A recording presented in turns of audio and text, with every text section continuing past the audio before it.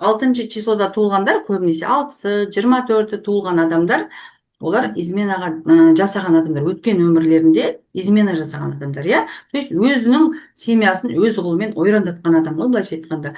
Содан кейін бұлар енді осы өмірге келгенде, ана ауруғасы дәрет қалмайды дейді, сол нәрсеге бейім болып тұрады. Соған искушение келіп тұрады да, қайта-қайта соблазндар келіп тұрады. И соған кейде адам беріліп кетеді, әсіресе ер адамдар. Измена 1-2 жасайды, 2 жасайды, содан кейінгі туылған балалар или өліп қала беруі мүмкін, или болмаса аурушаң ДЦП болып кетеді.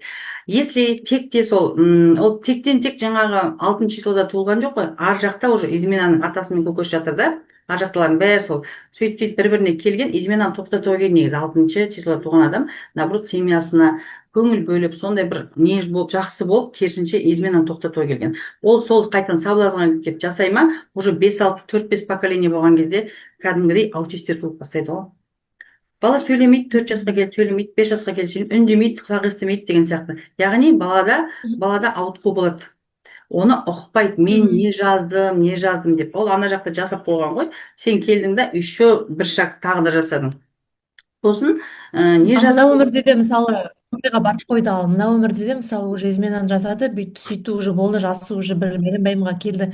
Ол ертең келесі өмірге келгенде сөйтіп қайталай ма сонда получается? егер өзі Оны бала шағасына беріле ме? бала шағасына обязательно түйініне беріледі да. Бізде кармический узел деген бар, жандық карма деген, то есть лично өзіңнің кармаң ғой, туған күнің бойынша.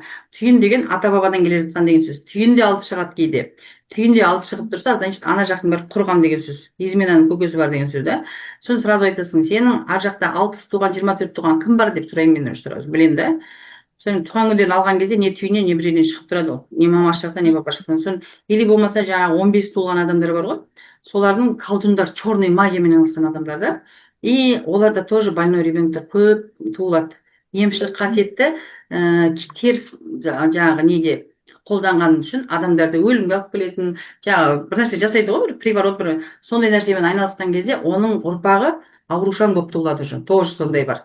Соны сөйтіп санап шығасың ғой, негізі кармада тоже түпін тесуге болады, ары қарай радиологияға бармай ақшы, қаяқтан келе жатқанын. Мысалы маған сондай адамдар көп келеді да.